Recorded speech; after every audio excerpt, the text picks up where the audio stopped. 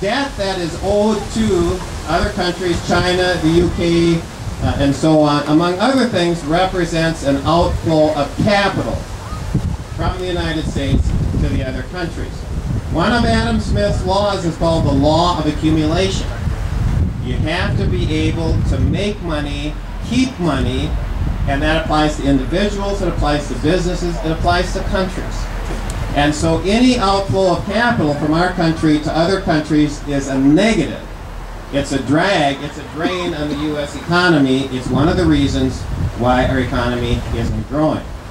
Second reason, as it relates to the debt, is very simply that many businesses look at this chart. I mean, they look at the chart too, and they ask the question, should I be expanding my business given this chart and given the fact that in terms of debt to asset ratios, if nothing changes, we're about 5 years away from where Greece was a year ago when it became insolvent, essentially. And so businesses look at that threat, and very often they say, even though financially we can expand, even though we'd like to expand, we're not going to, because of the risk that we will be taking on if this doesn't get turned around in our country. So businesses are less likely to expand because of the debt. Another way that the debt hurts us, again, 2 years from now, 25 cents out of every dollar going for interest. What does that leave us for roads and bridges? And I'm a believer in infrastructure because good roads and bridges are good for business. They reduce the cost of doing business. Bad roads and bridges are bad for business because they increase the cost of doing business. So when we're wasting 25% of our money, we have less available to invest in infrastructure. Consequently, our costs go up. We become less competitive with other countries in the world. We don't produce as much, and our economy doesn't grow.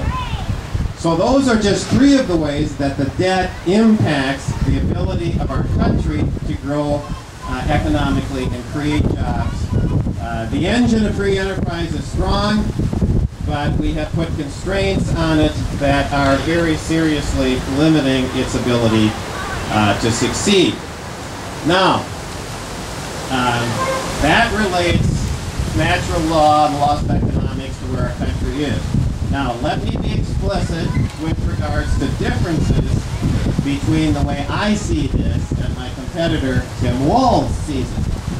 I thought you might have some interest in differing points of view. You see, Tim Walz says that the way to deal with the debt crisis is for the government to spend even more money. And of course, my answer to that is that if spending more money was the answer to the debt, we shouldn't have any debt at all. I think that's pretty obvious.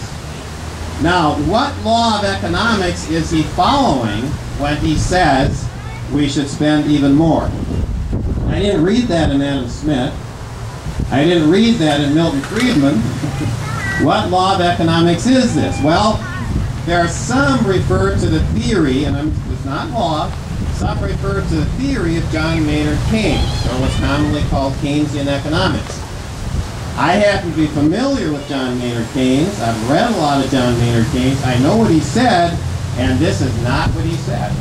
And I'm not here to debate whether Keynes' theories were right or not. I'm just here to tell you, this is not what he said.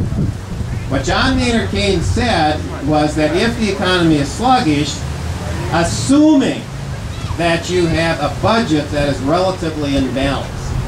John Maynard Keynes was not talking about an economy where 36 cents out of every dollar spent was borrowed. That's totally foreign to anything John Maynard Keynes said. And so you really can't defend that even with Keynesian economics, because this is not John Maynard Keynes. It is something very, very different. So if it's not a law of economics to spend more to try to deal with the debt, it's not Keynesianism, what is it? It is very simply fantasyland economics. And so to a large degree, and we need to recognize this, that the political contest here in the first, and to a large degree this is going to go on throughout our nation, to a large degree the contest is going to be between people like me who recognize there are genuine laws of economics and people like Tim Walz who are following fantasyland economics that absolutely haven't worked, aren't working, and will not work in the future. They will simply increase the debt. So down on the farm, we say you can't spend your way to prosperity. Very simply put, that describes what Tim Walz is saying. It doesn't work. You cannot spend your way to prosperity. Economic prosperity is all about productivity. It's not about fantasyland economics. Now, having said that, let me say just a little bit about me, and I'm going to be very brief on this because I like talking principles rather than talking about myself. But in terms of being productive, we need to have a sense of how extraordinarily productive the agricultural sector of this part of the state is. And let me just use myself as an example, even though I typically don't. I, and now together with my son Nathan, run a farm of about 800 acres. And every year, what we produce on this 800 acres will fill more than 100 semis of grain every year. So if you can imagine that, a train of 100 semis actually goes up to about 130 to 150. That's what comes off of this one average-sized farm in southern Minnesota, just one. And so we get just a glimpse of the extraordinary productivity that's involved in the free enterprise sector of agriculture here in our country. So, and again, speaking as an individual, I think a lot of you know that financially, I and my family are very successful. Here's why. It's because we recognize there are laws of economics. Not theories, not opinions, not living in fantasy. We recognize that there are laws of economics and we apply those laws to the real world. And in our case, it's the agriculture sector of southern Minnesota. And this is what I offer to the voters of southern Minnesota. Someone who understands there are laws of economics that correspond with the right of private property, that absolutely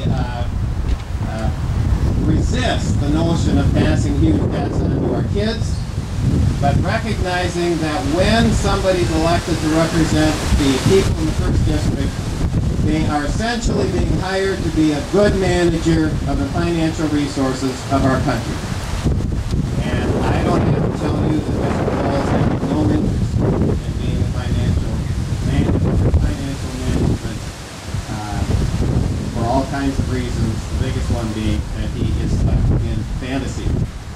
So ladies and gentlemen, the principles are there right in the Declaration and the Constitution. It's the laws of nature, it's the laws of nature, nature's God, and they apply whether we recognize them or not. It's just like the law of gravity. You don't have to believe it's there for it to affect you, I assure you. The laws of economics are the same. So we are the beneficiaries of the greatest nation ever, founded on this earth, founded on the principles of genuine truth, genuine laws, and the real world. And that's what we have to, all of us, work for, and that's what we're going to bring to Washington, D.C. And it's reality, not fantasy. That's what we need to get us back on the right track. Thank you, Republicans. May God bless you. May God bless our country. May she always be free.